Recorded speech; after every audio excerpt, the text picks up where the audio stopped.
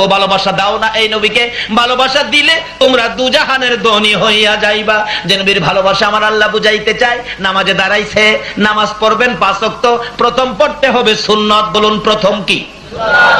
বলতেছিলাম এই নবী নামাজরত ছিলেন, আবু জাহেল কপালের মাথা মুবারকের চারা ফাটাইয়া দিলেন, জংলায় বসে বসে কান্দে। আমির হামজার বিবি খবর পাইয়া বাতিজার মায়া কান্দে। আমির হামজা বাড়ির সামনে, খেয়াল আসেনি কথাটা? আমির হামজা বলেন, বিবি তুমি কেন কান্দো? বাতিজার ব্যথাই করি যা মানে না, তুমি আবার কেন কাঁদো?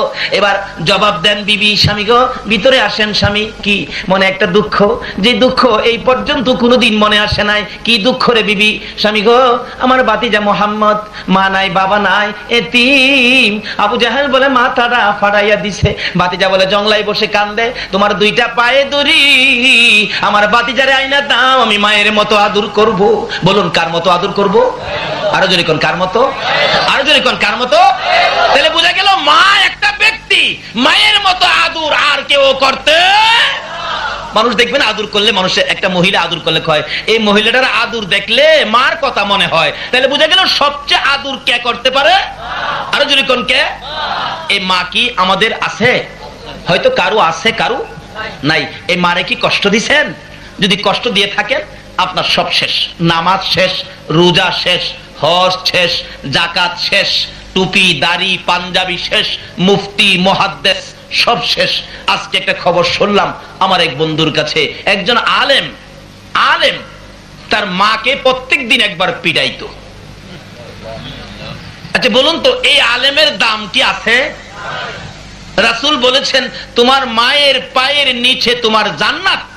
আর এই রাসূলের কথা মানার জন্য আল্লাহ বলেছে, আর আল্লাহর কথাও মানে না, রাসূলের কথাও মানে না, মারে পিঠায়। এলাকার মহিলারা পর্যন্ত এই মায়ের দুঃখে দুঃখিত হইয়া কাঁদবে।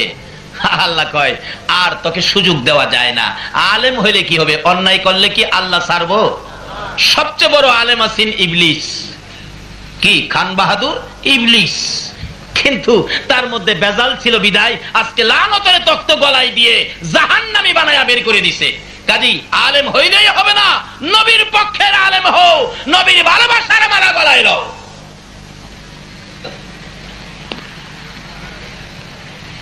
অবশেষে মার আগেই মৌলানা সাহেব মৃত্যুবরণ করেছে। কেন? সারা এলাকার মানুষ তাকে লানত দিতেছে, এই মায়ের পেটে থাইকা এই মারে কষ্ট দিয়া মার গায়ে হাত তুলছে।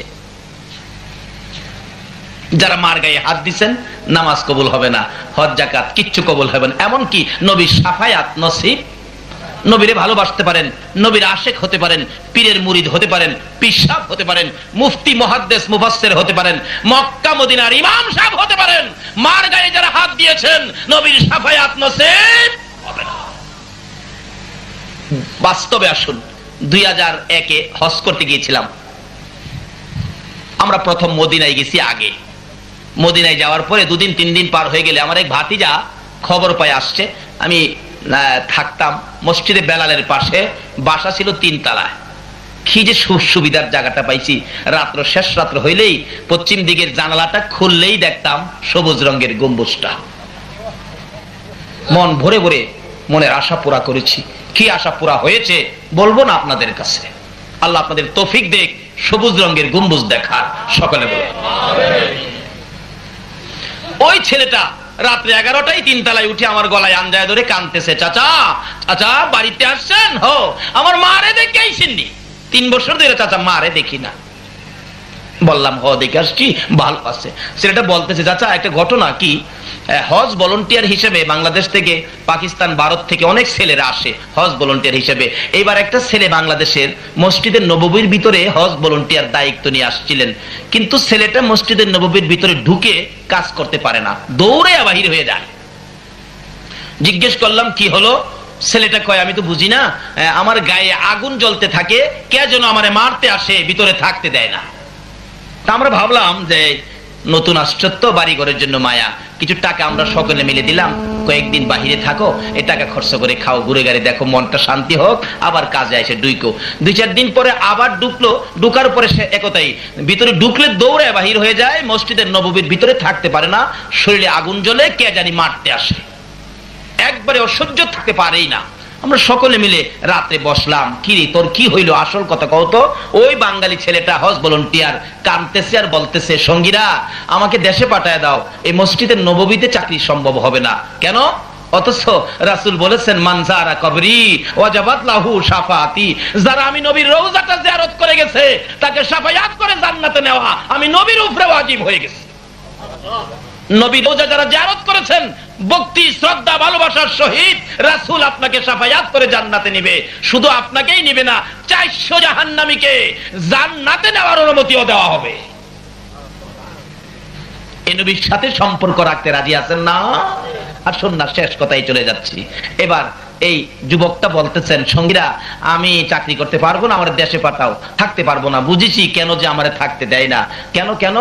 আমি যেদিন মদিনার মসজিদের নববীতে দায়িত্ব নিয়ে হজ ভলান্টিয়ার হয়ে বাংলাদেশ থেকে বিমানে উঠছিলাম, বিমানে ওঠার 8 দিন আগে আমার মার একটা লাত্তি মারছিলাম। বলুন, বাংলাদেশে মারে লাত্তি দিলে মদিনার কামলেওয়ালা নবী খবর পায় কিনা? বাংলাদেশ থেকে মারে লাথি দিয়ে মদিনা গেলে যদি মসজিদের নববীতে নবী জায়গা না দেয়, এই নবীকে কি মারে কষ্ট দিলে পক্ষে পাবেন? এখন এই রোগ আমাদের মধ্যে আছে কিনা? মৌলবী হইয়া যদি মারে পিটাইতে পারে, রূপ থাকবে না কেন? এই রূপ দূর করতে হবে, না হয় এ সমস্ত কোন কাজে আমরা মুক্তি পেতে পারি না। রাসূলের কথা মানতে হবে। আসুন, কোন রাসূল? নামাজ দিয়ে ডুববেন, সবচেয়ে বড় ইবাদত নামাজ, নবী ছাড়া নামাজ কবুল হয় না। বলতেছিলাম, ডাকতেছে নবীর চাচি, স্বামী আমার ভাতিজা কই, বাড়িতে আইনা দাও, আমি মায়ের মতো আদর করব। আইনা দাও না। মা নাই বাবা নাই বলে আবু জাহেল মারবো? আমরা কোন দিনের লেগে আছি? আমির হামজা বলেন, বিবি তোর বাড়িটা বাহিরি করলাম, আর ভিতরে ঢুকাবো না, ভাতিজাকে নিয়ে আসবো, আবু জাহেলকে বিচার করব। আবু জাহেলের বাড়ির সামনে যাইয়া ডাক মারছে, আবু জাহেল বেরিয়ে আসো। পার্শ্ববর্তী বাড়ি, এই আবু জাহেল বেরিয়ে আয়। আবু জাহেল বেরিয়ে আসলে, আমির হামজা কেন ডাকছো? তুই বলে আমার ভাতিজারে মারছস। কে কইলো? মারছি একটা, মাথাটা মাত্র ফাড়াইছি। এমনি আমির হামজা চিৎকার মারছে, আবু জাহেল রে, আমার ভাতিজাটার কেউ নাই রে। আবু জাহেল মাও নাই বাবাও নাই, ছোট কাল থেকে এতিম, আদর করার কেউ নাই। আমার এমন এতিম ভাতিজাটারে তুই কেমনে মারলি রে? তোর কি মায়া হলো না, দয়া হলো না?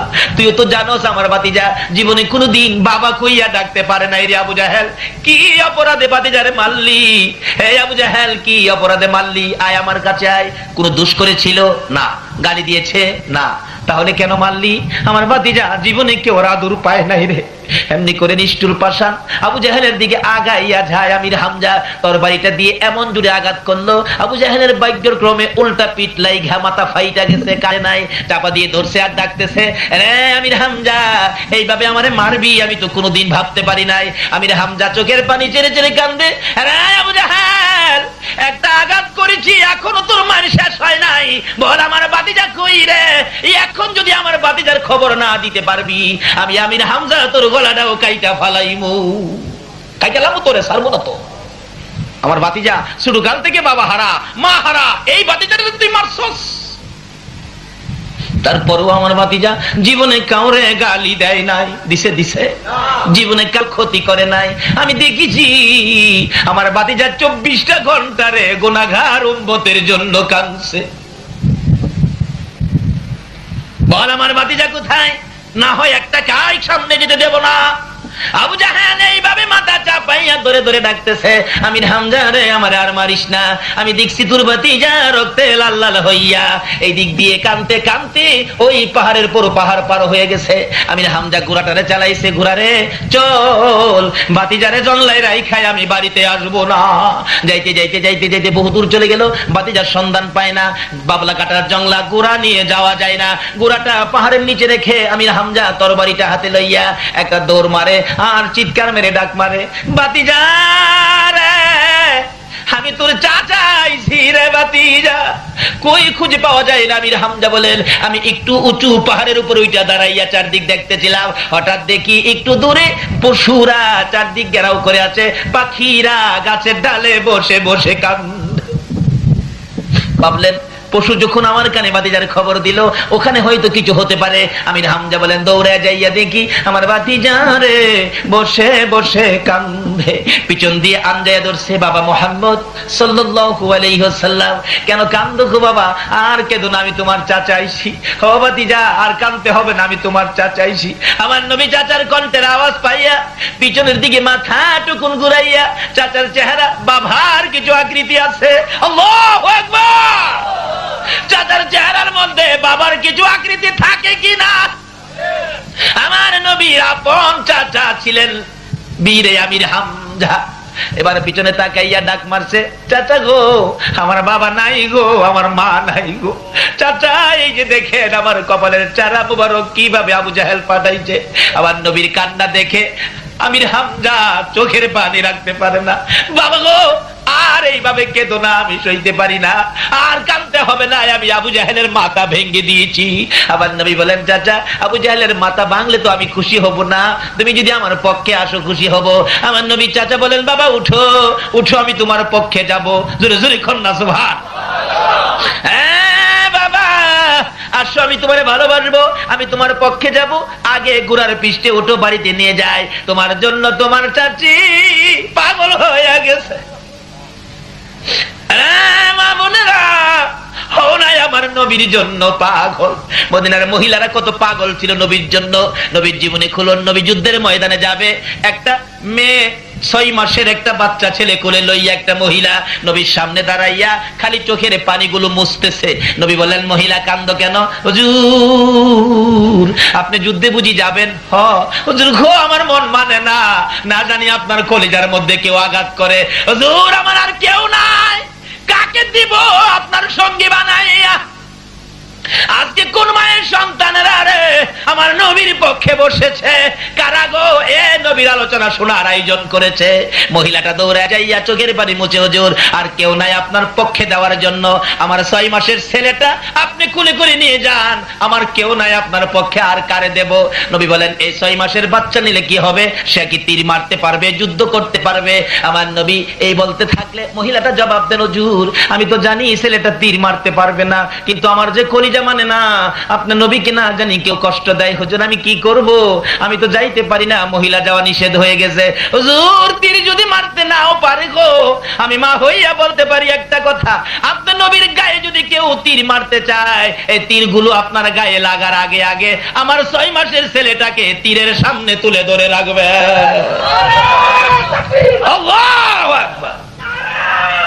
ইয়া রাসূলুল্লাহ, ইয়া গাউসুল আজম জিন্দাবাদ, হাত বের বল, মাশাআল্লাহ মাশাআল্লাহ, জিন্দাবাদ জিন্দাবাদ। আল্লাহু আকবার। কুল কায়নাতের নবী, এই নবী আমরার নবী, জোরে জোরে বলুন সুবহান।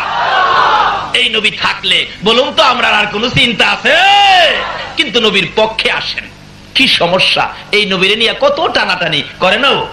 কেউ কেউ নবীরে মাড়িদা বানাইছে, আবার কেউ কেউ নবীরে নূরদা বানাইছে। আচ্ছা আপনারা কি মাড়ির পক্ষে না নূরের পক্ষে? যারা মাড়ির চশমা লাগাইছে এরা কি দেখে? আমার বাচ্চা 10 বছর বয়স, হ্যাঁ চোখ উঠছে, আপনাদের এদিকে চোখ উঠে না? এটা কি করেন আপনারা? চোখে গরম পড়ছে, লাল হয়ে যা, তাকাইতে পারে না, বাতাস লাগলে কষ্ট হয়।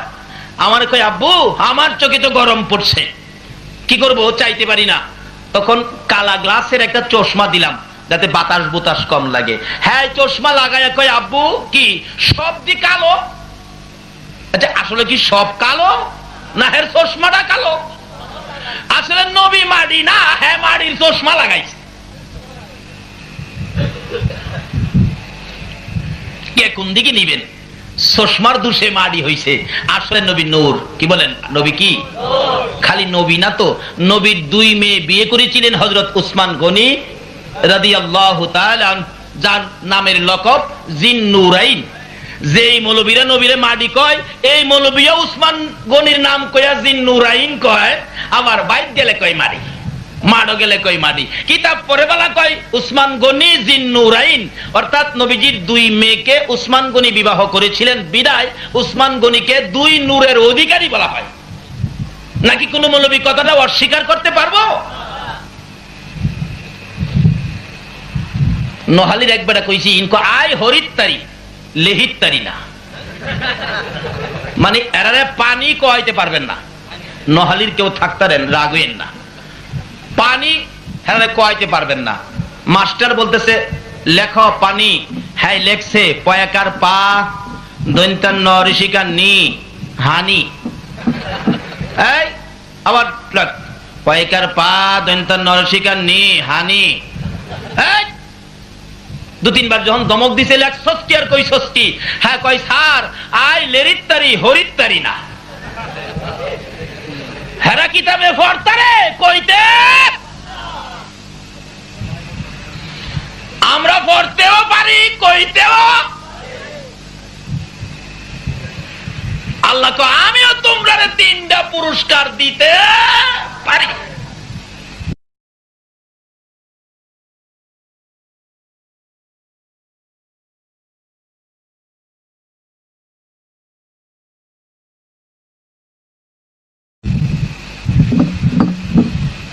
লম্বা হয়ে গেছে, সংক্ষেপ। এই নবীর পক্ষে থাকুন, এই নবীকে ভালোবাসুন, যার ভালোবাসায় কুল কায়নাত, যে নবীর ভালোবাসায় আমার আল্লাহ এত কিছু করেছে, আমরা কি সে নবীর একটু ভালোবাসা দিতে রাজি আছি না? ডাকতেছে কি বাবা চলো, তোমার চাচি পাগল হয়ে গেছে। নিয়ে গেছে, গোড়ার পৃষ্ঠে বসাইছে, গোড়ারে তাড়াতাড়ি চল, আমার বিবি পাগল হয়ে গেছে। নবীজির পিছে বসাইছিল, গোড়া আর উঠে না। গোড়া এমন নিষ্ঠুর কেমন হইলি রে, আমার বাতিজা লেগে তোর মায়া নাই? আমার বাতিজা এইভাবে রক্তাক্ত হয়ে গেছে, আমি বাড়িতে নিমো, তুই উঠতাছস না কিনলে গিয়া? গোড়াটা হে প্রভু জবান খুলে দাও, বলুন খুলবে কিনা? ঘোড়ার জবান খুলে যায়, ঘোড়া ডাকে রে আমি রামজা, কারে পাশে বসাইছস? চিননি আখিরি নবী যার উসিলায় আমরা পয়দা হয়েছি, নবীর সামনে বসাও, না হয়তো আমি সামনে যাব না। আমি হামজাকে বাবা বুঝেছি, হরিণ তোমার কথা কয়, গোরাওয়াতি তোমার কথা ওই কয়। আল্লাহ কয় এই নবীর কথা মানতে আমি তোমরারে কয়। সামনে বসাইলে গোরা এক লাফে আমির হামজার বাড়ির। আমির হামজা বলেন এত দ্রুত গতিতে ঘোড়া কোনোদিন চলতে দেখি নাই। হাজির হলে ঘোড়ার পৃষ্ঠে আমার নবী বসে আছে, রক্ত মুবারক, চেহারা লাল হয়ে রয়েছে। আমির হামজার বিবি ঘরের কোনাটার মধ্যে দাঁড়াইয়া বাতিজার অপেক্ষায় আছে। গোরা কাছে আইসা গেলে আমির হামজার বিবি দেখে বাবা মোহাম্মদ গোরার মধ্যে বসা, রক্ত মুবারক লাল, দুইটা হাত বাড়াইয়া ডাক মারছে, বাতিজারে আয়, আমি তোরে মায়ের মতো আদুর করব। আমার নবী গোরার থেকে দুইটা হাত বাড়াইয়া নামছে, চাচি আমার মা নাই বাবা নাই, আপনি কি আমার মায়ের মতো আদর করবেন? হাতে ধরে ঘরের মধ্যে নিয়ে বসাইয়া নবীর চাচি আমির হামজার বিবি রুমাল ভিজাইয়া ভিজাইয়া কপাল মোবারকের রক্ত মোবারক পরিষ্কার করলে, মাঝখান দিয়ে আবু জাহেলের পাথরের আঘাতের দাগ, ফাটা কপাল বেরিয়ে গেছে। আমার নবীর চাচি কান্দে, বাবা মোহাম্মদ কি অপরাধ করেছিলা? তুমি কি আবু জাহেলকে মারছো? না চাচি। গালি দিছো? না। ক্ষতি করেছো? না। ধাক্কা দিয়েছো? না। তাহলে কেন মারলো? চাচি গো, আমি তো নামাজের মধ্যে ছিলাম আল্লাহ পাওয়ার রাস্তা দেখানোর জন্য। নামাজের মধ্যে আবু জাহেল আমাকে দিল মারছে। আমার আল্লাহ বলেন বন্ধু গো, আমির হামজার বিবিকে এই অবস্থা দেখাইয়া তাদেরকে সাক্ষী বানাইয়া সমস্ত পৃথিবীর মানুষের কাছে তোমার এই দুঃখের ঘটনাটা আমি কানে কানে পৌঁছাইয়া দিব। এই দুঃখে দুঃখিত হইয়া তোমার ভালোবাসা লইয়া কেউ যদি 2 রাকাত ফজর সুন্নত আগে পড়ে 5 ওয়াক্ত নামাজ পড়ে বন্ধু, কথা দিলাম বিনা হিসাবে বেহেশতে ঢুকাইয়া দিব। নামাজ পড়বেন আগে নবীরে ধরেন, নবী ব্যতীত নামাজ আল্লাহ বুঝাইতে চাইতেছে। আগে সুন্নত ফরজের কথা কইলাম, আপনারা মানেন না। ফজরের নামাজ 4 রাকাত, 2 রাকাত সুন্নত, 2 রাকাত ফরজ। আগে কি পড়তে হবে? আল্লাহ পাওয়ার রাস্তা নামটা হলো নবী মুহাম্মদুর রাসূলুল্লাহ। আল্লাহ পাওয়ার ট্রান্সমিটার হলো নবী মুহাম্মদুর রাসূলুল্লাহ। নবী পাওয়ার ট্রান্সমিটার হলো আল্লাহর ওলিরা। কাজী ওলিদের পক্ষে থাকুন, নবী পাবেন, নবীর পক্ষে থাকুন, আল্লাহ পাবেন। আর জান্নাত আপনাকে খুঁজতে হবে না, জান্নাত আপনাকে খুঁজে নিবে। তাই এই জন্য ওলিদের পক্ষে থাকা লাভ হবে না লস হবে? ওলিদের পক্ষে থাকেন। কারণ আমরা এই দেশের বাংলাদেশের মানুষ ইসলাম পেয়েছি ওলির কাছ থেকে। বাবা শাহজালাল ইয়ামেনের হাত থেকে আমরা ইসলাম পেয়েছি। কাজী ওলিদের পক্ষে থাকুন, নবীর পক্ষে থাকুন। ওলির পক্ষে থাকলে রাসূল পাবেন, রাসূলের পক্ষে থাকলে আমার আল্লাহ পাবেন। আল্লাহ নিজে বলেছেন, তোমরা আমার এই রাসূলকে ভালোবাসো, এই রাসূলের কথাগুলি মানো, তাইলে হবে আমি আল্লাহর কথা মানা। কোরআন শরীফে আল্লাহ বলেছেন, তোমরা কি করো? আমার সাথে ব্যবসা করবে। কি ব্যবসা? ইন্নাল্লাহ হাশতারা মিনাল মুমিনিনা আনফুসাহুম ওয়া আমওয়ালাহুম বিআন্না লাহুমুল জান্নাহ। আমি এক কিসিমের লোকদের সাথে ব্যবসা করি। আল্লাহ বলছে, নিশ্চয়ই আমি মুমিনদের সাথে ব্যবসা করি। মুমিন হওয়া যায় কিভাবে? নবীজির ভালোবাসায়। নবী বলেছিলেন, ওমর নামাজ পড়ে, এদিকে আসো, রোজা রাখে, এদিকে আসো, সব করে। প্রশ্ন করলেন, ওমর তুমি আমারে কেমন ভালোবাসো? নামাজ, রোজা, টুপি, দাড়ি সবকিছুর পরে প্রশ্ন করেছেন, তুমি আমারে কেমন ভালোবাসো? ওমর বলেন, হুজুর বলেন কি? আপনার ভালোবাসায় আপন পিতার কেল্লা কেটে দিয়েছি, আপনাকে খুব ভালোবাসি, বাবার চাইতেও ভালোবাসি। রাসূল বলেন, তুমি মুমিন হও নাই। হুজুর কোন কি? আমি আমার ছেলে মেয়ে, বিবি বাচ্চা, ধন সম্পদ সবচাইতে বেশি ভালোবাসি। রাসূল বলেন, ওমর এখনো মুমিন হও নাই। হুজুর আল্লাহর কসম করে বলি, মাতা পিতা, ছেলে মেয়ে, বিবি বাচ্চা, ধন সম্পদ, এমনকি আমি ওমরের জানের চাইতেও আপনাকে বেশি ভালোবাসি। রাসূল বলেন, এবার মুমিন হয়েছো। হাদিস শরীফে আসছে, লা ইউমিনু আহাদুকুম হাত্তা আকুনা হাব্বা ইলাই আল আখির। রাসূল বলেন, বিবি বাচ্চা, ছেলে মেয়ে, ধন সম্পদ, মা বাবা সবচাইতে যদি আমারে বেশি ভালোবাসতে না পারো, তাহলে নামাজ, রোজা, টুপি, দাড়ি, পাঞ্জাবি, হজ, যাকাত দিয়ে মুমিন হইতে পারবা না। আল্লাহ কয়, মুমিন না হওয়া পর্যন্ত আমি তোমাদের সাথে ব্যবসা করব না। ব্যবসা করব মুমিন হলে। মুমিন হইতে গেলে নবীর ভালোবাসা সবচাইতে বেশি থাকতে হবে। নবীর ভালোবাসা যদি রাখতে পারেন তাহলে ব্যবসা। কি ব্যবসা? আল্লাহ বলেন, এই মুমিনের জান মাল আমি খরিদ করি, কিনা নেই। যদি জিগায়, আল্লাহ গো আমারে খরিদ করবেন কি দিয়ে? আমরারে খরিদ করবেন, টাকা দিবেন, ইউরো দিবেন, ডলার দিবেন? আল্লাহ বলবেন, না, ইউরো ডলার টাকা দিয়ে আমি খরিদ করি না। তাহলে আমরারে কি দিয়ে খরিদ করবেন? আল্লাহ কোরআন শরীফে জবাব দিবেন, বিআন্না লাহুমুল জান্নাহ। আমার জান্নাতের বিনিময়ে তোমরারে আমি খরিদ করে নিলাম। সেই ব্যক্তিটাই হলো নবীর ভালোবাসার ব্যক্তি। নবীর ভালোবাসা ব্যতীত নামাজ হয় না, নবীর ভালোবাসা ব্যতীত রোজা হয় না, নবীর ভালোবাসা ব্যতীত আল্লাহ পাওয়া যায় না, নবীর ভালোবাসা ব্যতীত আল্লাহর সাথে ব্যবসা করে জান্নাতে যাওয়া যায় না। আর মায়ের দোয়া ব্যতীত, মা বাবার খেদমত ব্যতীত নবী পাওয়া যায় না। নবী না পাইলে আল্লাহ পাবেন কি দিয়ে? আসুন মা বাবার খেদমত করি, মা বাবাকে কষ্ট না দেই। যদি কষ্ট দিয়ে থাকি, আজকে যে মার পায়ে ধরে ক্ষমা চাই। আর যার মা কবরে, মার জন্য দুইটা হাত বাড়ায় দোয়া করি, রব্বির হামহুমা কামা রব্বায়ানি সগীরা। রব্বুল আলামিন জান্নাতের বাগানে বসে জান্নাতি মেহমান নিয়ে হাত বাড়াইছি। মাবুদ, এত বড় রাত্র তোমার বন্ধুর আশেক পাগলেরা, তোমার ওলির প্রেমিকেরা সারা রাত্র কাটাইয়া হাত বাড়াইছে। একবারে খালি হাত বাড়াই নাই। তুমি যার প্রেমে সব বানাইছো, যার উপর দুরূদ ও সালাম প্রেরণ করতেছো, ফেরেশতারা করতেছে, আমরা ওই নবীর উপর ভালোবাসার দুরূদ ও সালাম মদিনা পাঠাইলাম গো আল্লাহ। আমাদের দুরূদ ও সালাম গুলো পাখির মতো উড়াইয়া উড়াইয়া দয়ার নবী, মায়ার নবীর রওজা ধারে পৌঁছাইয়া দাও। আয় মাবুদ, দুরূদ ও সালামকে উসিলা বানাইয়া আজকের এই ফাতিহা ইয়াজদাকুম মিলাদ মাহফিল উসিলা বানাইয়া আমরা যারা হাত বাড়াইছি, আমাদের তামাম জিন্দেগীর গুনাহগুলো ক্ষমা করে দাও। আয় মাবুদ, জীবনের গুনাহ লইয়া ক্ষমার আশায় হাত বাড়াইছি, ক্ষমা দিবানি গো আল্লাহ। ডাক দেন না, আল্লাহ ও আল্লাহ। জীবনের গুনাহ ক্ষমার আশায় হাত বাড়াইছি গো আল্লাহ, আমাদের গুনাহ ক্ষমা দিবানি। আমরা কে কত গুনাহ করেছি তুমি হিসাব জিগাইও না। হিসাব যদি জিগাও আমরা লজ্জা পাবো গো আল্লাহ। আজকের জন্য কে নামাজি কে বেনামাজি কাউরে কিছু কইও না। কে মেয়ে কে পুরুষ কে যুবক কে বুড়া কাউরে কিছু জিগাইও না। তোমার ওলি তোমার বন্ধুর ভালোবাসার উসিলাই আমাদের সকলের জীবনের গুনাহ ক্ষমা করে দাও। মাবুদ, ক্ষমা চাইলাম জীবনের গুনাহ, আজকে যদি ক্ষমা না করো কালকে তো তোমারই ক্ষমা করতে হবে। তাহলে ঘুরাইয়া দিলে ফিরাইয়া দিলে তোমার কি লাভ হবে গো আল্লাহ? আমার নবী 63 বছর জিন্দেগি গুনাহগার উম্মতের জন্য কাঁদছে গো আল্লাহ। এখনো 24টা ঘন্টায় নবী মদিনায় শুয়ে শুয়ে কাঁদে। আমাদের গুনার জন্য আমার নবীরে আর কাঁদায়ও না। এই মাহফিলে আমাদের সবাইকে তুমি মাফ করে দাও। আল্লাহ মাফ যদি না করো কবে জানি সাদা কাফন গায়ে লাইগা যায়, কবে জানি এ হাতগুলো কাফনের ভিতরে ঢুকাইয়া দিবে, মাথার মুডি পায়ের মুডি টাইনা টাইনা বাঁধবে, চারিজনে কাঁধে লইয়া গো নিষ্ঠুর ঘোর অন্ধকার কবরে নিয়ে যাবে। যেই ঘরে শোয়াইয়া দিলে এ বড় বাড়িতে আর আনবে না গো আল্লাহ।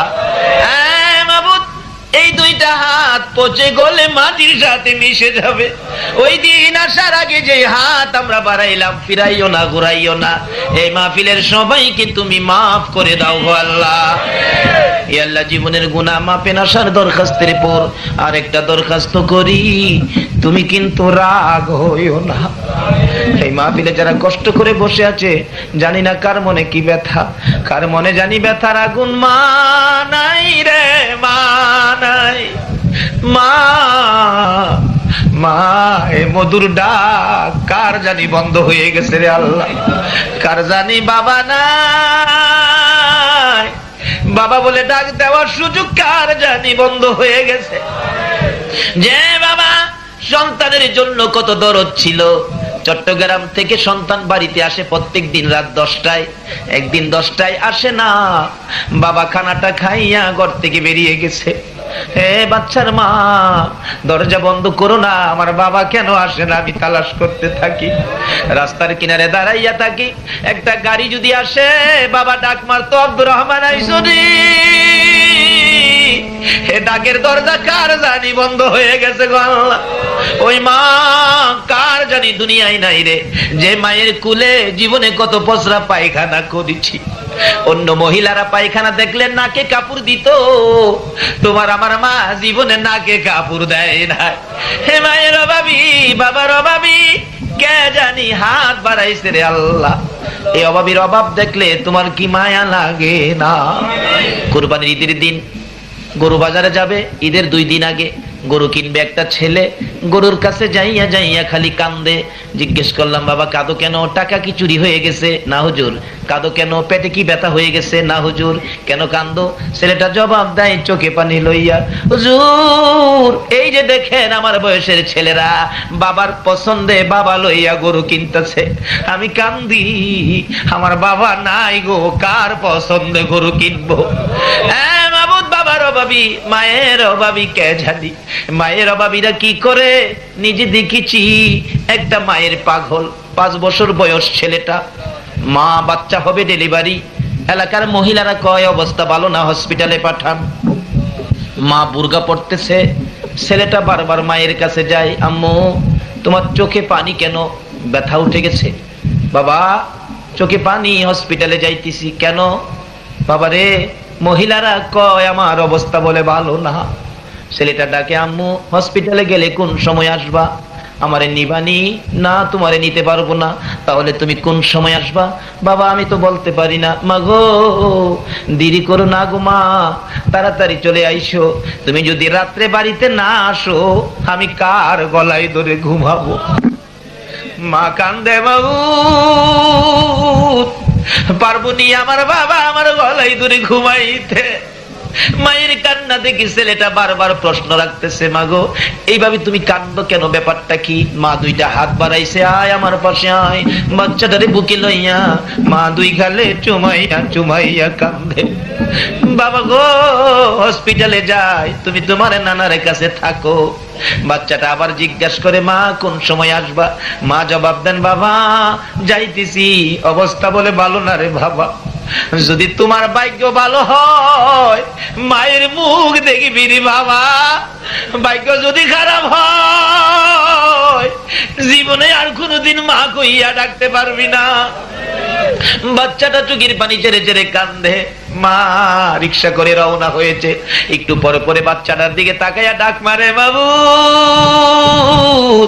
আমি পারবো নি এই বাবারে আমার বুকে লইতে। বাচ্চার দিকে তাকাইয়া তাকাইয়া মা বিদায় হয়ে গেছে। হসপিটালের মধ্যে চিকিৎসা শুরু হলো। রাত্র 10টা বাইজা গেছে, কোনো খবর আসতেছে না। বাচ্চাটা একটু পরে পরে জিগাই, নানা গো আমার আম্মু যে আসে না, আমি কার গলায় ধরে ঘুমাবো? একটু পরে একটা যুবক ডাকতেছে, চাচা বাড়িতে আসেননি? হসপিটালের খবর জানেননি? না চাচা গো, আপনার মেয়ে হসপিটালে মারা গেছে। নানা চিৎকার মেরে ডাকে, মামুদ রে আমার নাতি কার গলায় ধরে ঘুমাবে? জীবনে কি আর মা কইয়া ডাকতে পারবে না? মা কইয়া কি আর ডাকতে পারবে না? ছেলেটা জিগাই, নানা তুমি কান্দো কেন?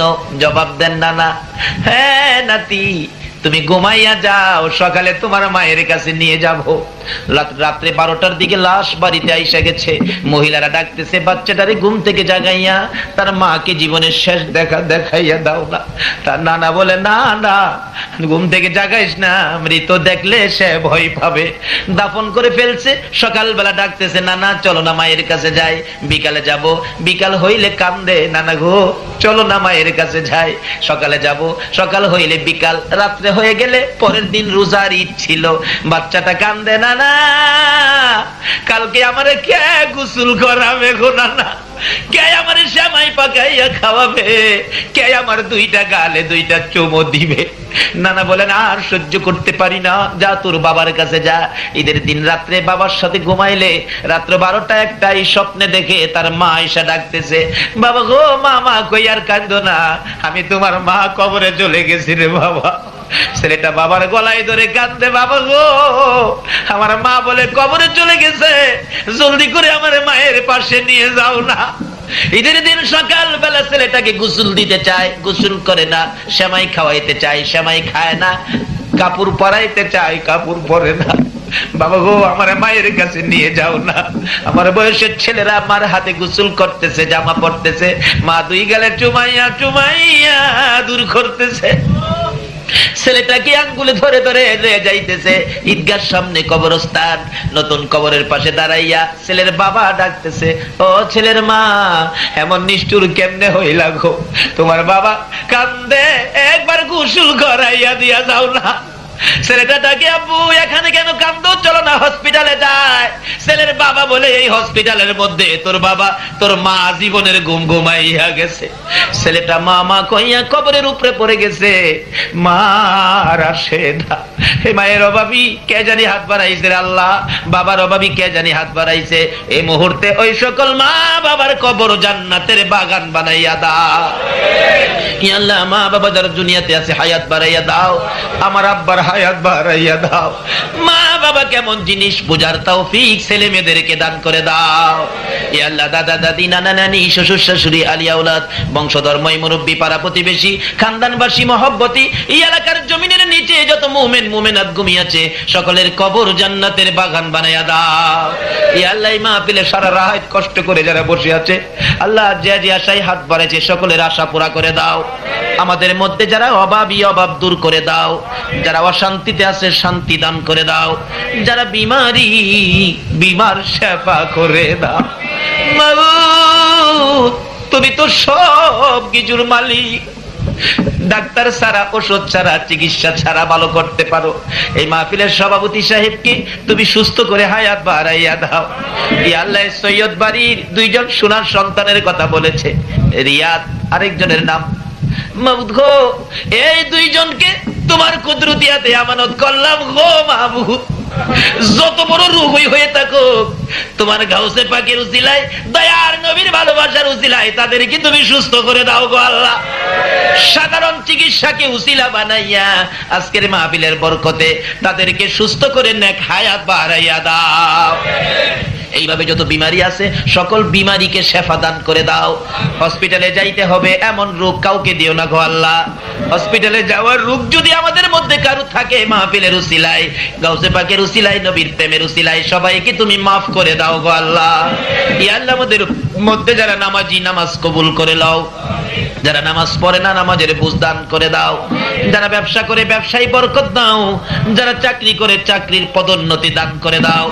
মাবুদ এই এলাকার সকল অলি প্রেমিক নবীর আশেক তোমার কুদরতি হাতে আমানত করলাম। সকল প্রকার আপদ বিপদ আযাব গজব অ্যাক্সিডেন্ট বালা মুসিবত শয়তানের শয়তানি দুশমনের দুশমনি হইতে বাঁচাইয়া রহমত বরকত শান্তি দ্বারা ভরপুর করে দাও গো আল্লাহ। মাবুদ এ নবী অলি প্রেমিক মাহফিল টুকুন তোমার কুদরতি হাতে আমানত করলাম, কিয়ামত পর্যন্ত তুমি কায়েম রাখো গো আল্লাহ। এ মাবুদ মঞ্জু ভাইয়ের টেলিফোন এখনো আমার কানে লাগে গো মাবুদ গো। যারা মাহফিলের জন্য পরিশ্রম করেছে, টাকা পয়সা সাহায্য সহযোগিতা বুদ্ধি পরামর্শ দিয়ে মাহফিল সাজিয়েছে, সকলের গলায় নবীর প্রেমের মালা পরাইয়া দাও। ইয়া আল্লাহ এই মাহফিল কমিটির সদস্যদেরকে তোমার কুদরতি হাতে আমানত করলাম, তুমি কবুল করে নাও। সকলকে তুমি বেশি বেশি করে নেক হায়াত বাড়াইয়া দাও। হ্যাঁ মাবুদ এই মাহফিলের সবাইকে তুমি কাল কিয়ামতে নবীর গুদারায় উঠাইয়া ফুলসিরাতের ফুল পার করে দিও গো আল্লাহ। মাবুদ গো তোমার নবী যেই জান্নাতে থাকবে ওই জান্নাতের পাশের জান্নাতি বানাইয়া দিও গো আল্লাহ। ইয়া আল্লাহ মাহফিল টুকুন কিয়ামত পর্যন্ত কায়েম রাখো। মাহফিলের উসিলায় এলাকার জমিনের নিচে যারা ঘুমিয়ে আছে মাফ করে দাও, যারা জমিনের উপরে আছে হেদায়েত নসিব করে দাও গো আল্লাহ। মাবুদ গো মাহফিল শেষ যারা যেখানে যাবে সহি সালামতে পৌঁছাইয়া দিও গো আল্লাহ। যতগুলো দরখাস্ত করলাম মাহফিলের উসিলায়, দুরূদ ও সালামের উসিলায়, জিকিরের উসিলায়, ওলি প্রেম তোমার নবীর ভালোবাসার উসিলায় সবগুলো তুমি কবুল আর মঞ্জুর করো গো আল্লাহ। ও সাল্লাল্লাহু তাআলা আলা খায়রি খালকিহি মুহাম্মাদিন ওয়া আলা আলিহি ওয়া আসহাবিহি আজমাইন বিহাক্কি লা ইলাহা ইল্লাল্লাহু মুহাম্মাদুর রাসূল। আমার আল্লাহ বলেছেন নবী হলেন পৃথিবীর পরিচালক। আল্লাহু আকবার বলো। গাড়ি সাহেবের কাছে যদি সম্পর্ক থাকে, গাড়ি আধা ঘন্টা লেট হয়, প্যাসেঞ্জার নিয়ে যাবে, বন্ধু নিয়ে যাবে, এই নবীর সাথে পৃথিবীর রাহমাতুল লিল আলামিন এই পৃথিবীর পরিচালক গাড়ির সাথে যদি দয়ার নবীর সাথে পরিচয় যদি থাকে, নবীর নাম যদি কবরে যাইয়া বিক্রি করতে পারো, পরিচয় দিতে পারো, তাহলে কবরে আর তোমার কোনো বিপদ থাকতে পারে না।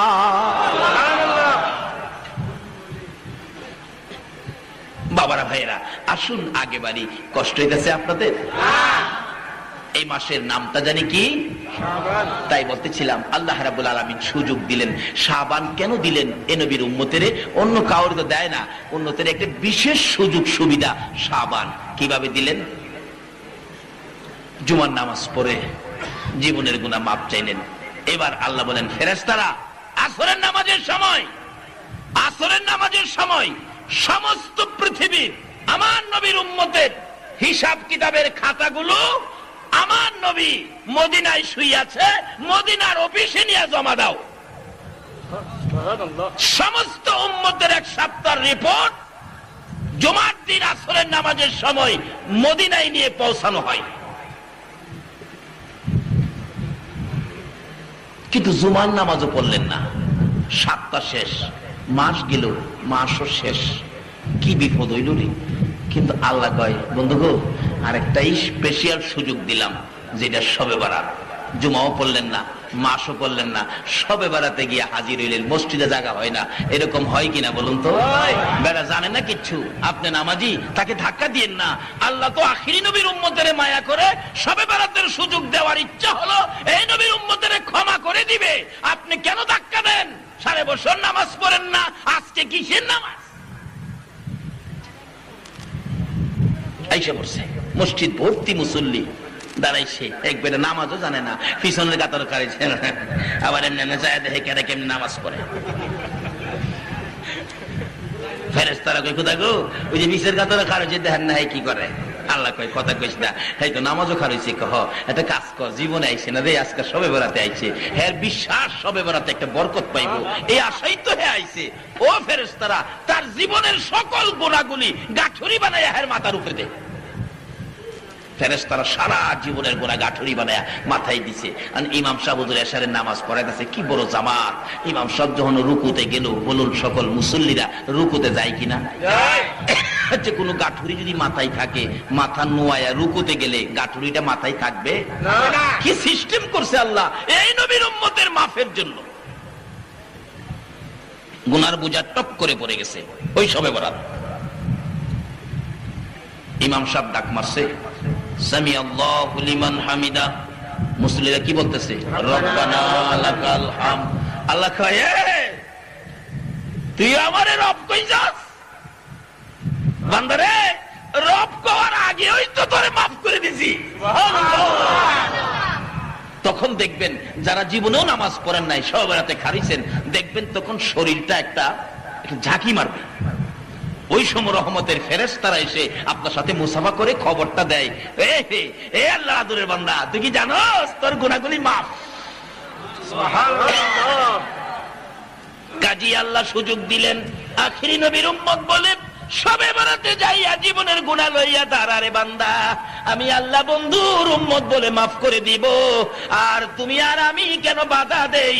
5.5 বছর নামাজ পড়ে না, আজকে কি হইব নামাজ পড়লে? আল্লাহ যদি মাফ করে দেয় বলুন আমরার কোনো ক্ষতি আছে? তাইলে আসতে দেন না, আরো আদর করে বলেন, বাবারে কালকে শবে বরাতের নামাজ, জীবনে তো পড়ছে না নামাজ, কালকেও যে দাঁড়াও, হয়তো কালকে জীবনের গুনাহ মাফ করে দিয়ে একটা হেদায়েতের নিশান আল্লাহ কি আমাদের হাতে দিতে পারে না? এরকম বহু ঘটনা জানা আছে। হুজুর গত শবে বরাতের নামাজ পড়ার পর থেকে আর হুজুর নামাজ ছাড়ি না। আমার মসজিদে আয়োজন হয়, ভৈরব বাস স্ট্যান্ড মসজিদে। শুধু আয়োজন না, অলৌকিক ঘটনাও ঘটেছিল।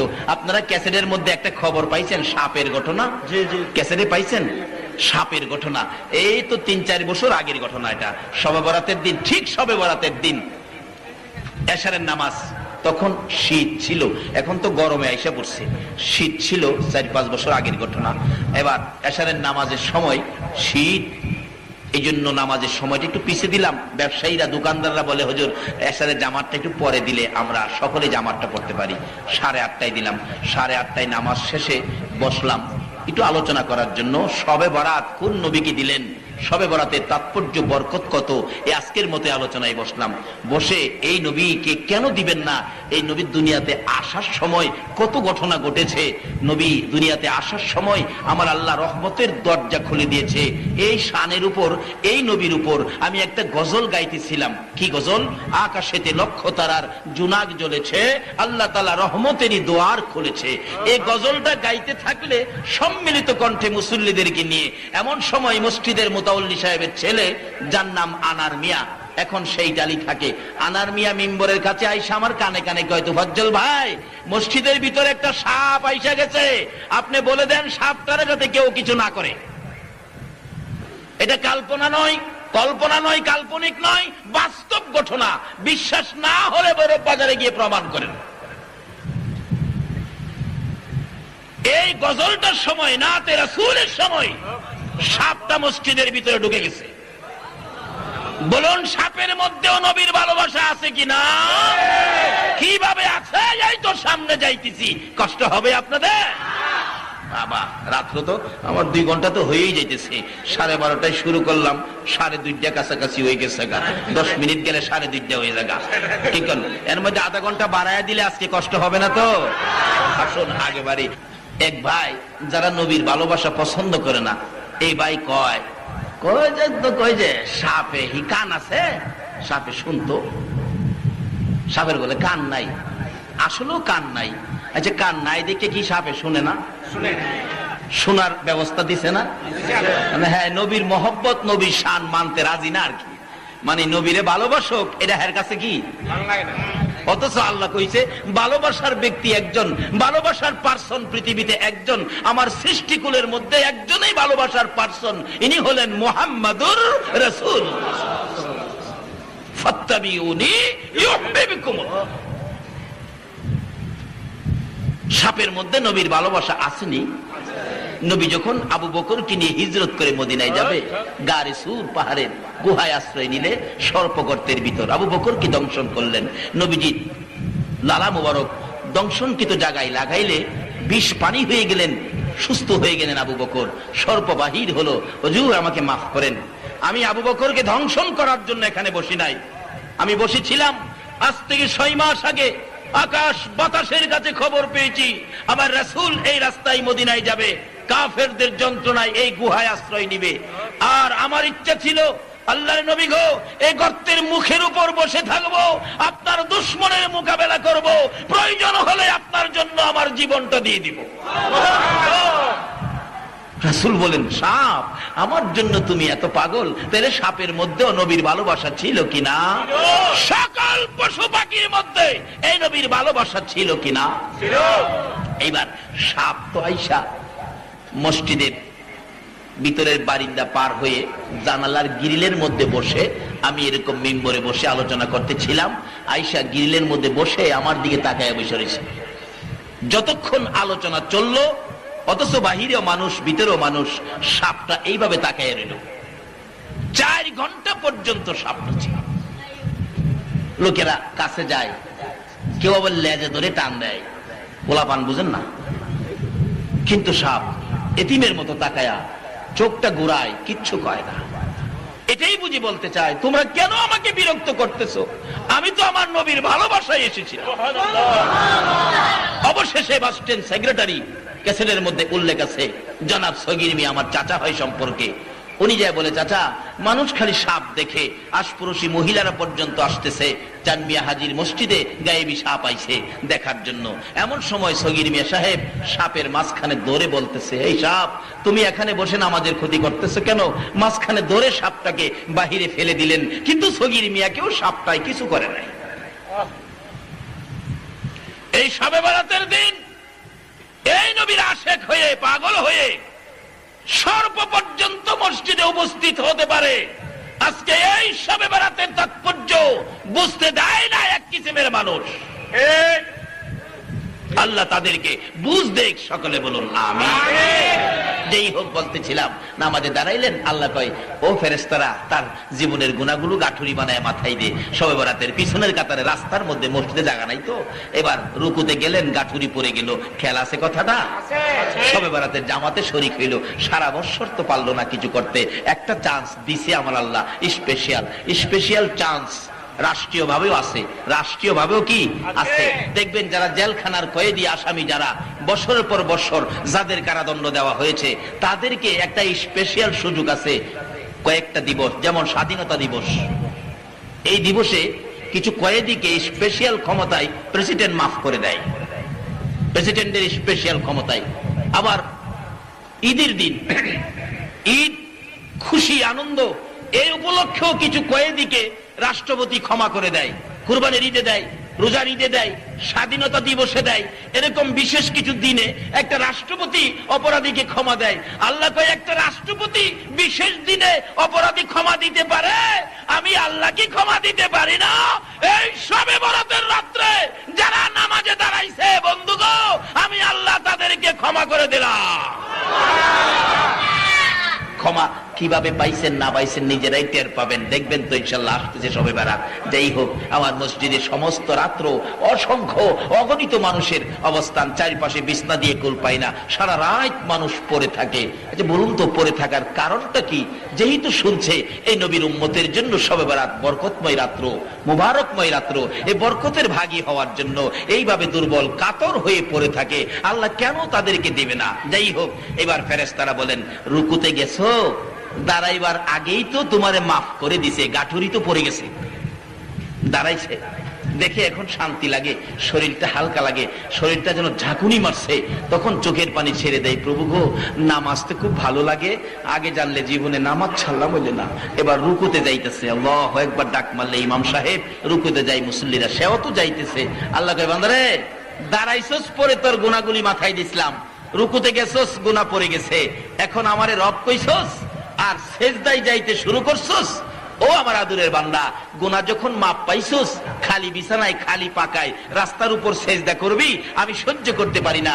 ইন্না সাজিদা ইয়াসজুদু ফি কদামাইর রহমান, আমি আল্লাহর দুইটা কুদরতি পাও সামনে বাড়িয়ে দিলাম। বান্দারে, ও আমার আখিরি নবীর উম্মত, আমার দুইটা কুদরতি পাওয়ের মধ্যে সেজদাটা লাগায়া দে।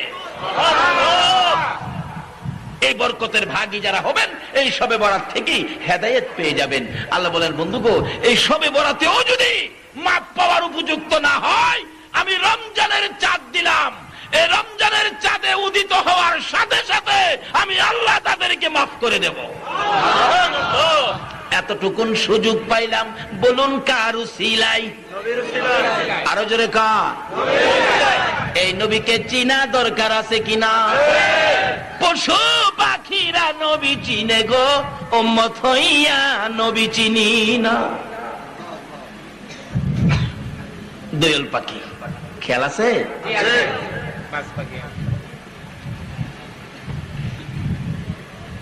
হুজুর, এই বাস পাখিটা আমার সারাদিন যাবত দৌড়াইতেছে, আমার গাঁটটা ভাঙ্গা খাইবে। খেয়াল আছে তো? কিন্তু দোয়েল পাখি মনের দুঃখ লইয়া কার কাছে আইলো? দোয়েল পাখি জানে এই নবীর কাছে গেলে দুঃখ নিবারণ হবে, কিন্তু আমরা উম্মত হইয়া, অথচ এই নবীর উম্মতের জন্য কত সুযোগ সুবিধা। আমরা তো কিছু হইলেই বাদ, নামাজ পড়লেই বাদ। নামাজি, সত্যিকার অর্থের নামাজি তুমি যদি হয়ে থাকো, জোহরের নামাজটা পড়ে হাত বাড়াও, প্রভু গো আমি তো জোহরের নামাজটা পড়লাম, আসর পর্যন্ত আমার হায়াত আসেনি। যদি আসর পর্যন্ত হায়াত না থাকে, এই জোহরের নামাজটা কবুল করে আসরের আগেই আমারে মাফ করে দাও। আচ্ছা, জোহর পরে এরকম মোনাজাত করছেন, পারবেন কেউ বলতে? পারবেন না। খালি নামাজ পড়ে দেখাইতে যান আমি একটা নামাজি। নামাজ এই জন্য নয়, অহংকার তাকাব্বুরের জন্য নামাজ নয়। নামাজ হলো আখিরি নবীর উম্মত হওয়া, আল্লাহকে খুশি করার জন্য নামাজ। আসর পড়লেন, হাত বাড়ান, প্রভু গো আসর যে পড়লাম, মাগরিব পর্যন্ত আমার হায়াত আছে কি? যদি মাগরিব পর্যন্ত আমি না বাঁচি, তাহলে আমার মাগরিবের আগেই এই আসরের উসিলায় আমাকে মাফ করে দেন। এইভাবে মোনাজাত করে করে নামাজ পড়ে দেখেন, নামাজ যে কত মজার জিনিস। এইভাবে নামাজে যারা ঢুকেছে তারা জীবন যায়, নামাজ ছাড়ে না। আর এখন নামাজ পড়ে 2-3 ওয়াক্ত হয়ে রেখে না, মজা নাই, আগেরটাই বলা। অথচ নামাজ কত মজার জিনিস, ইবাদত নামাজ কত দামি জিনিস।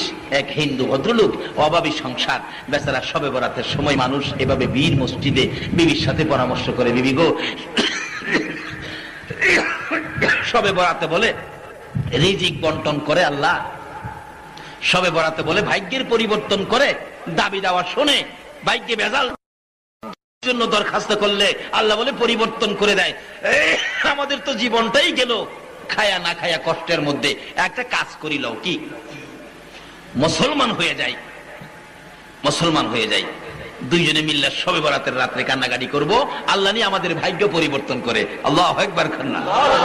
শবে বরাতের রাত্রে ডাকলে আমার আল্লাহ ডাক শোনেনি, তার প্রমাণ হলো আমার শ্বশুর। আমার শ্বশুর আমি দেখি নাই অবশ্য, আমার বিয়ের আগে উনি মারা গেছেন। বাড়িতে যাওয়ার পরে শুনি ওনার জীবনের আলোচনা। উনি ছোটকালে দুধ খুব ঘন করে জাল দিয়া পাশের দুধকে আদাশের বানাইয়া খাইতেন। তো তার ইচ্ছা হলো আজকে শবে বরাত ছোট হলেই যে এই দোয়াটাই করুম, আল্লাহ আমারে পাশের দুধ আদাশের বানাইয়া খাওয়াইও। বেচারা দোয়া করতে গিয়া দোয়ার মধ্যে স্লিপ কাটছে, স্লিপ কেটে বলে ফেলছে, আল্লাহ আমারে আদাশের দুধ ভাষ্যের পানি দিয়া খাওয়াইও। ওর শবে বরাতের দিন দোয়া কি হয়? কি হয়? কি হয়? ডাক দিতে পারো না তো, কবুল হয় না কেমনে? আবার সুযোগ দিছে আল্লাহ, কবুল করবো আল্লাহ, না করলে সুযোগ দিল কি লেগা?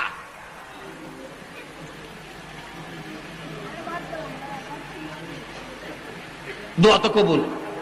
আমার শাশুড়ি এখনো বেঁচে আছেন, উনি বলেন, বাবা আপনার শ্বশুর যতদিন দুনিয়ায় ছিল এই আদর্শের দুধের মধ্যে ভাষ্যের পানি দিয়া খাইতে হইছে, আর বেশি পানি কম পানি দিয়া দুধ বেশি দিয়া জাল দিয়া খাইলেই তার পেটে ব্যথা উঠতো। ব্যথার জন্য ঘন দুধ খাইতে পারে নাই, এই আদর্শের দুধ ভাষ্যের পানি দিয়া খাওয়ান লাগছে। ওই হিন্দু ভদ্রলোক দুইজনে মিলে রাখতেছে, বাবারা কষ্ট হইতেছে আপনাদের, রাত্র তো বেশি হয়ে যাইতেছে। সালাইন বলে একজন, সালাইন সালাম রে বাবা, আমার তো প্রত্যেক রাত্রে অগমা জান তো আর বাঁচে না। যাই হোক, খুশি লাগতেছে আপনারা এইভাবে শবে বরাত বোঝার জন্য বসে আছেন, রাসূলের পক্ষে নবীর ভালোবাসায় বসে আছেন। এবার হিন্দু ভদ্রলোক বলতেছেন, বাবা কি করি, মুসলমান হয়ে যাই, শবে বরাতে কান্নাকাটি করবো। শবে বরাতে মসজিদে না গিয়া একটা জঙ্গলার মধ্যে চলে গেছে, ঘরে খাবার নাই, বাচ্চা কাচ্চা ও না খাইয়া ঘুমাইছে। সব রাতের রাত্রে জংলায় গিয়া সেজদায় পড়ে কান্দে, মাহবুব তোমারে ডাকতে জানি না, সেজদাও তো জানি না, এতদিন ছিলাম বেদিন, এখন তো কালিমা পড়ে দিনে আসলাম, সবে বরাতে বরকত দিবা, বাজেট দিবা, রিজিক দিবা, শান্তি দিবা, সুখ দিবা, আরাম দিবা, আখিরি নবীর উম্মত বানাইবা, তারপরে আমারে জান্নাতে দিবা, সে আশায় সেজদায় পড়ে কাঁদতেছি। এই বয়সে যা করেছি ভুল করেছি, তুমি আমাকে মাফ করে দাও। মাফ করে দিল। অহন সকালবেলা যে বাড়ির যাইব জঙ্গলার থেকে, বাচ্চা কাচ্চা তো না খায়া ঘুমাইছে, বাড়িতে গেলে কি করব? অহন বলতেছে, প্রভু গো 2-3 দিন, একদিন 2 দিন তোমাকে ডাকলাম মুসলমান হইয়া, সবে বেড়াতে রাত্রটা কাটাইলাম, এখন বাড়িতে যে যাব বাচ্চা কাচ্চা তো না খায়া ঘুমাইছে, আমি তো বলেছি সবে বেড়াতে বাজেট দিবে আল্লাহ, আর এই বাজেট আমরা খাবো, ব্যবহার করব, বাচ্চা কাচ্চা ছোটদেরকেও বুঝাইছি, শিশু বাচ্চারা, নিষ্পাপ বাচ্চারা, কোথা গো কি করব এখন? আমার তো হাতে কিছু নাই, পকেটে পয়সা নাই, আমি সকালবেলা কি নিয়ে বাড়িতে যাব? আল্লাহ আমি তোমার সারা রাত ডাকলাম, আমার বাচ্চাদের জন্য কি তুমি আমার ডাক কবুল করছো? আমাকে রিজিকের ব্যবস্থা তুমি করছো? পয়সা তো পকেটে নাই, অবশেষে কি করব? যাওয়ার সময় এক ব্যাগ বালু ভরছে, বালু আছে না, ঘুমাই রয়েছেন আপনারা, বালু ভরছে এক ব্যাগ,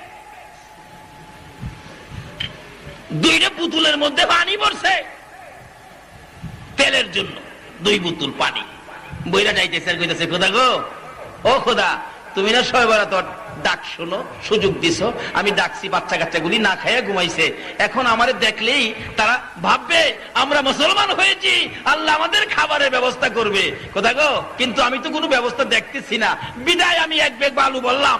আল্লাহ যা চিন্তা করিস না, যাইতে থাক।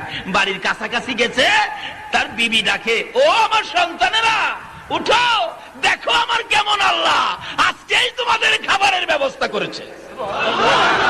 বিবি তো খুশি, বাচ্চাদেরকে দেখায়, আর হেই বেচারা সোহের পানি সারে, খোদা গো বালু কি কি, আল্লাহ আমাকে লজ্জা দিও না, আমারে বেইজ্জতি করো না, তোমার নামের উসিলাতেই তো বালুগুলি বলছি, আল্লাহ তুমি একটা ব্যবস্থা কইরো।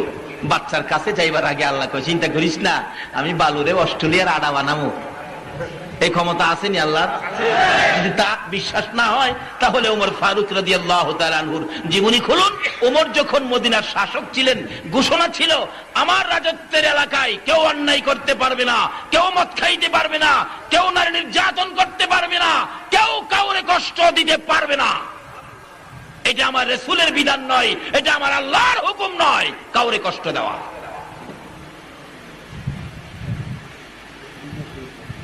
ওমর কয়, আমি কয়া বাড়ি ঘুমায় দিলাম, যদি কাউরে কেউ কষ্ট দেয় তাহলে তো আমি দায়ী হব, আমি কয়া ঘুমায় থাকলে হবে না, তালাশ করে দেখতে হবে।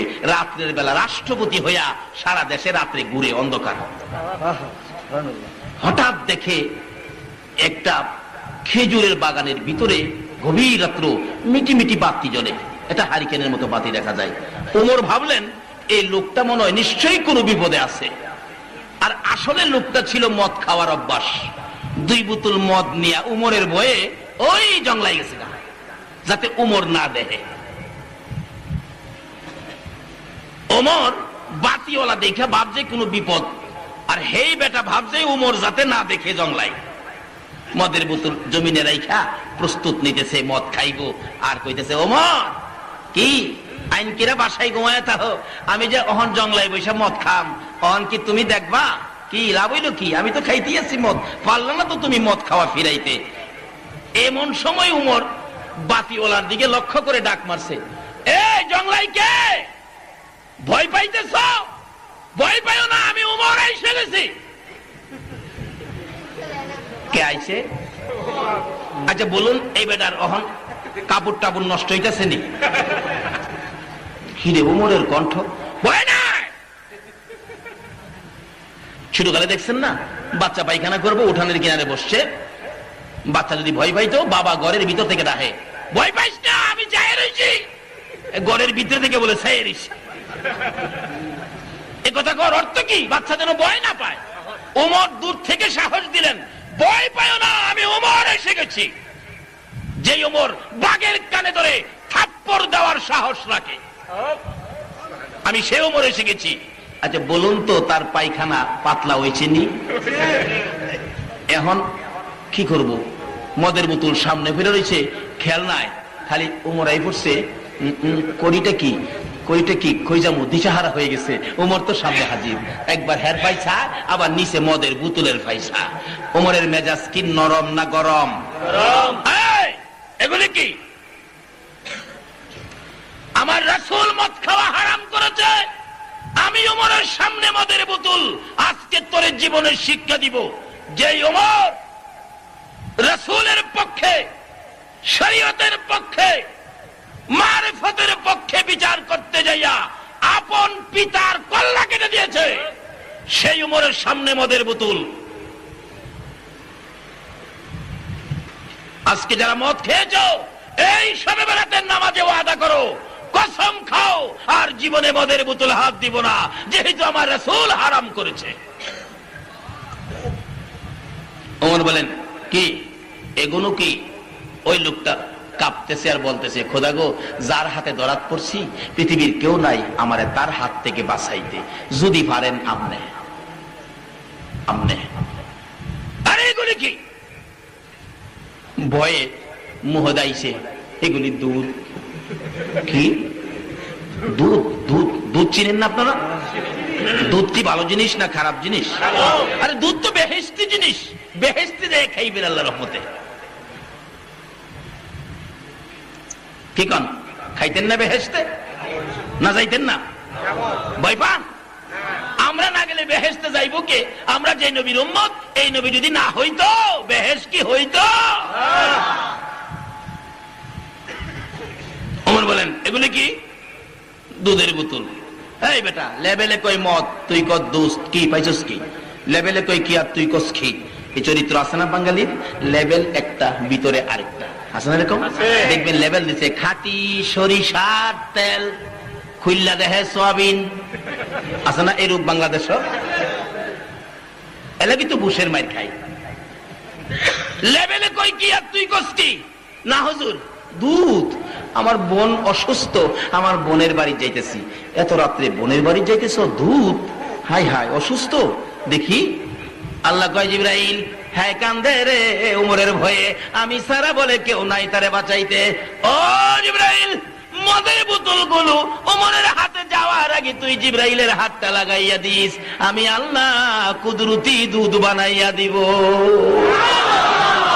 মদের বোতল ওমরের হাতে দিচ্ছে আর ডাকতেছে, প্রভু গো, তুমি ছাড়া কিন্তু কেউ নাই। ওমরের হাতে যাওয়ার আগে দুধ। ওমর বলেন, মদের বোতলের শিশি খুইলা দেখি একেবারে হালকা গরম দুধ। আল্লাহু আকবার বলো। মদের বোতল যদি আমার আল্লাহ দুধ বানাইতে পারে, ওই ভাইয়ের বালির ব্যাগ কি আমার আল্লাহ আডা বানাইতে পারে না?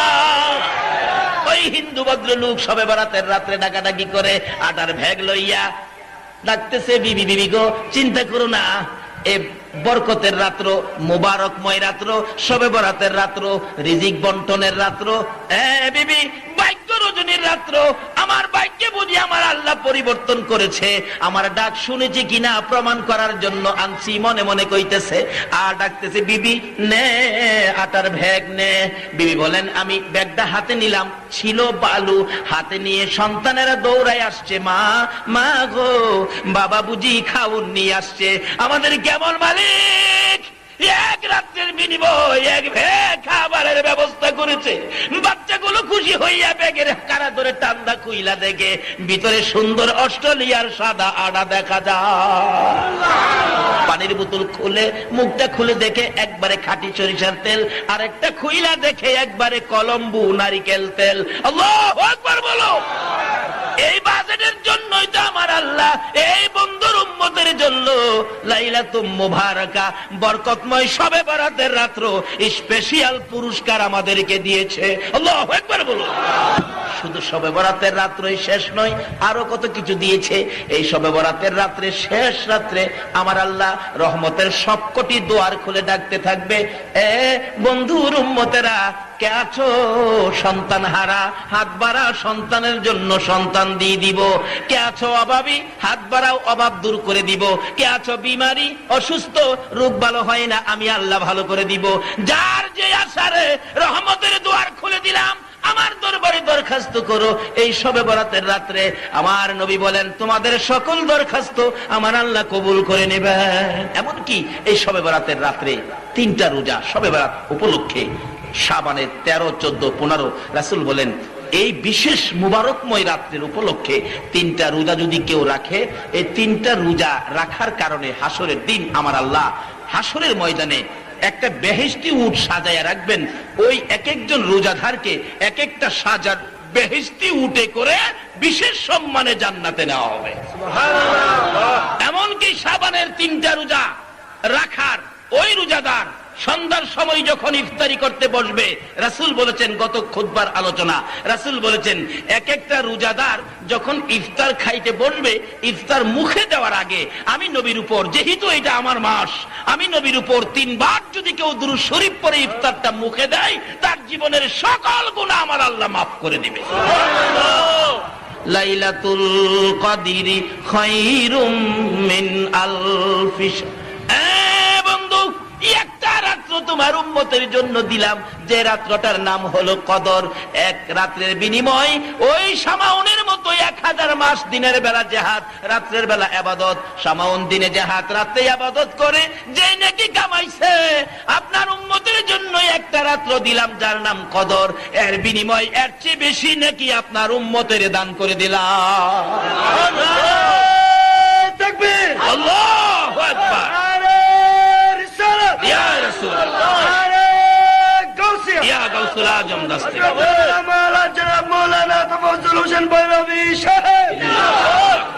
আসুন বাবারা, শেষ পর্যায়ে চলে গেলাম।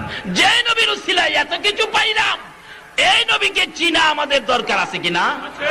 তাই তো বললাম দয়াল পাখি নবী চিনে, উম্মত হইয়া নবী চিনি না। শেষ পর্যায়ে এসে গেলাম। খেয়াল আছে কথাটা? দয়াল পাখি কো নবী গো, এই বাস পাখিটা আমারে খাইবার লেগে সারাদিন দৌড়াইতেছে, কোথাও জীবন বাঁচাইতে পারতেছি না।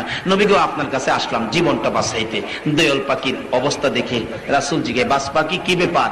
বাস পাখি কয়, নবী গো সারাদিন পেটের খিদার যন্ত্রণায় কলিজাটা জ্বলতেছে হুজুর, রাত্রে খাউন পাই নাই, গাছের ডালে বইয়া ঘুমাইছি, সকালবেলা ওইটা পেটের খিদার যন্ত্রণা সহ্য করতে পারি না, এই দয়াল পাখিটারে হুজুর দৌড়াইতেছি, দরটাল্লেই খায়া আমার কলিজাটা ঠান্ডা করবো হুজুর, এইটা এই আশায় আমি দৌড়াইতেছি। রাসূল দেখে সমস্যা কাউর চেয়ে কাউর কম না।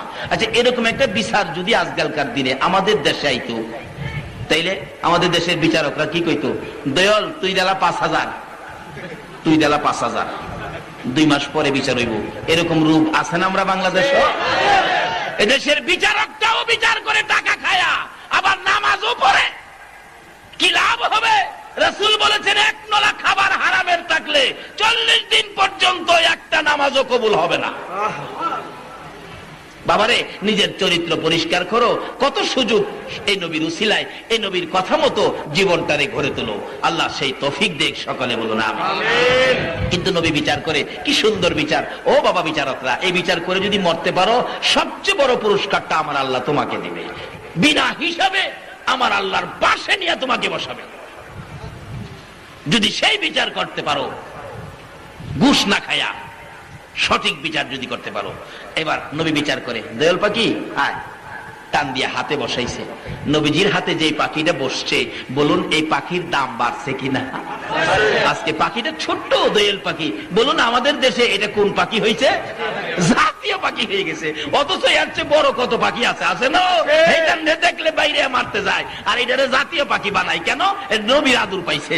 নবীর আদর পাইলে, শুধু একটা পাখি যদি জাতীয় পাখি হইতে পারে, নবীর আদর পাইলে কোন উম্মত, আল্লাহ বলেন সে আমার জান্নাতি হবে। জোরে কোন যাও, তোমার ভয় নাই, যাও। দয়াল পাখি খুশি উইরা উইরা যাইতেছে। বাস পাখি কই খাইছে আমারে, দয়ালটা যখন চাইরা দিছে, এটা আমারে বুঝি ধরবো। দয়াল পাখি বিদায়। এই বাস পাখি, হুজুর মাপ চাই, আমি আর খাইতাম না হুজুর, খাওয়ান লাগলাম, ছেড়ে দিন জায়গা। আচ্ছা হ্যাঁ রে, দইরা রাখছেন? হ্যাঁ তো দূরেই বসা, সাইরা দিন হুজুর জায়গা। কয় না, এদিকে হুজুর মাফ করে দেন, খাইতাম না হুজুর, খাইতাম না। আর এদিকে আয় না, তোর না বলে ফেরে খিদা, আয় এদিকে আয়। বাস পাখি একটা পাও সামনে দেয়, তিনটা পিছে দেয়। আরে বাবা আস না এদিকে, হুজুর আমি আর খাইতাম না, তো বিদায় দেন জায়গা। আমার নবী ডাকে, বাস পাখি রে, তোর না পেটে বড় খিদা ছিল, বাস পাখি আয়, আমি নবীর পাশে আয়, তোর পেটের খিদা লইয়া আমি নবীর গাল মুবারক থেকে 2 টুকরা গোশত খাইয়া রে তোর কলিজা ঠান্ডা করে যা। বাস পাখি চোখের পানিগুলো জর্জর করে ছেড়ে দিলেন, ইয়া রাসূলুল্লাহ আর আপনার গাল মুবারকের গোশত খেতে হবে না, আপনার সুন্দর বিচার দেখে, আপনার সুন্দর চেহারা দেখে গো আমি বাস পাখির কলিজা এমন ঠান্ডা হয়েছে, জীবনে আর খাইতে হবে না। এই ছিল নবী, এই নবী ছিল রাহমাতাল লিল আলামিন, সকল সৃষ্টির জন্য যিনি রহমত। আজকে সেই নবীকে রহমত হিসাবে আমরা পারছি না ব্যবহার করতে। আসুন সেই নবীর জন্য শবে বরাত, সেই নবীর জন্য শবে কদর, সেই নবীর জন্য শবে মেরাজ, এই সমস্ত স্পেশাল সুযোগ সুবিধাগুলো দেওয়ার কারণ হলো এই নবীর উম্মতের মাফ করে দেওয়া। এই নবীর উম্মতের এত সহজ মাপের রাস্তা যে আল্লাহ করে দিলেন। আসুন সে আল্লাহকে চিনি, সেই নবীর উম্মত হই, সে নবীর কথা মানি, আমরা নামাজি হই, মা বাবার খেদমত করি, সুদ ছাড়ি, ঘুষ ছাড়ি, মদ খাওয়া ছেড়ে আল্লাহ আল্লাহ রাসূলের ভালোবাসার মালা গলায় পরি। যেদিন আধা দুপুরে সূর্য থাকবে, মাথার মগজ গলে গলে নাকে চোখে কানে দিয়ে বাহির হবে, এদিন শবে কদর আপনার উপর রহমতের ছায়া ধরে বলবে, বন্ধু আসো, তোমার কোনো ভয় নাই, আমি শবে কদর তোমাকে জান্নাতে নিয়ে যাব। এই বিশেষ রাত্রগুলো এই নবীর উম্মতের জন্য বাজেট। আসুন এই রাত্রগুলোর সাথে সম্পর্ক করি, এই শবে বরাতের সাথে সম্পর্ক করি। 3টা রোজা অন্তত পক্ষে 13, 14, 15 রাখি। নবীজি 3টা রোজা অবশ্যই রাখতেন। মা বোনদেরকেও বলবেন তোমরাও 3টা রোজা রাখো, আর 3টা যদি একেবারে না পারেন অন্তত পক্ষে 2টা রোজা করেন, 14, 15। আল্লাহ আমাদেরকে সেই শক্তি, সেই বুঝ দান করুক। সকলে বলুন আমিন। রব্বুল আলামিন জান্নাতের বাগানে বসে জান্নাতি মেহমান লইয়া আমি গুনাহগার এ গভীর রাত্রে তোমার শাহী দরবারে হাত বাড়াইলাম। মাবুদ একবারে খালি হাত বাড়াই নাই, তুমি যার প্রেমে সব বানাইছো, যার উপর দুরূদ ও সালাম প্রেরণ করতেছো, ওই নবীর উপর দুরূদ ও সালাম মদিনা পাঠাইলাম। তুমি আল্লাহ নামের জিকির ও আদায় করলাম। শাবান চাঁদে সমস্ত রাত্র পার করে দিয়ে তোমার হাবিবের উপর দুরূদ সালাম মদিনা পাঠিয়ে তোমার নামের জিকির করে আমরা যারা হাত বাড়াইছি, মাবুদ রে জানি না জীবনে আর কতদিন হাত বাড়াইতে পারবো, জানি না কবে জানি মৌতের চিঠি দিয়ে আজরাইল পাঠাইয়া দাও, কবে জানি বাড়ি ঘর এতিম হয়ে যাবে, কবে জানি সন্তানেরা এতিম হয়ে যাবে। এ বরকতময় শাবান চাঁদে আমরা যারা হাত বাড়াইছি, মাবুদ রে এক নবীর জন্য যদি এত কিছু করতে পারো, তুমি কি নবীর উম্মতের মাপ দিতে পারো না? ঘুরাইও না, ফিরাইও না, কার জীবনে কত গুনাহ হিসাব জিগাইও না, কে নেককার কে গুনাহগার, কে মেয়ে কে পুরুষ, কাউরে কিছু কইও না। এই মাহফিলের উসিলায় পবিত্র শাবান চাঁদের খাতিরে আমাদের তামাম জিন্দেগীর গুনাহগুলো ক্ষমা করে দাও। মাবুদ ক্ষমা চাইলাম রে জীবনের গুনাহ, তোমার দরবারে ক্ষমা চাইলাম, তুমি ক্ষমা করছো নিগো আল্লাহ। এটা ডাক দেন না, আল্লাহ ও আল্লাহ, হে আল্লাহ। মাবুদ জীবনের গুনাহ মাপের আশায় তোমার বান্দারা দি তোমার আল্লাহ আল্লাহ গুইয়া ডাকলো। ওই মা বাবা যার কবরে ঘুমিয়েছে, এই মাহফিলের উসিলায় তাদের কবরগুলো জান্নাতের বাগান বানাইয়া দাও। মাবুদ শুধু জান্নাত নয়, কবরগুলো দয়ার নবী মায়ার নবী রওজার সাথে যোগ করে দাও। ইয়া আল্লাহ যাদের মা বাবা দুনিয়াতে আছে হায়াত বাড়িয়ে দাও। ইয়া আল্লাহ মা বাবা কেমন জিনিস বুঝার তৌফিক ছেলে মেয়েদেরকে দান করে দাও। ইয়া আল্লাহ খাস করে এই মাহফিলের আয়োজন যারা করেছে, গাউসিয়া কমিটির সদস্য ভাইয়েরা, ব্যবসায়ী ভাইয়েরা, টাকা পয়সা সাহায্য সহযোগিতা বুদ্ধি পরামর্শ দিয়েছে, দূর দূরান্ত থেকে মাহফিলে এসে শরীক হয়েছে, সারা রাত কাটিয়ে দিয়েছে। সকলকে তুমি আপদ বিপদ আযাব গজব অ্যাক্সিডেন্ট বালা মুসিবত শয়তানের শয়তানি দুশমনের দুশমনি হইতে বাঁচাইয়া রহমত বরকত শান্তি দ্বারা ভরপুর করে দাও গো আল্লাহ। এই মাহফিল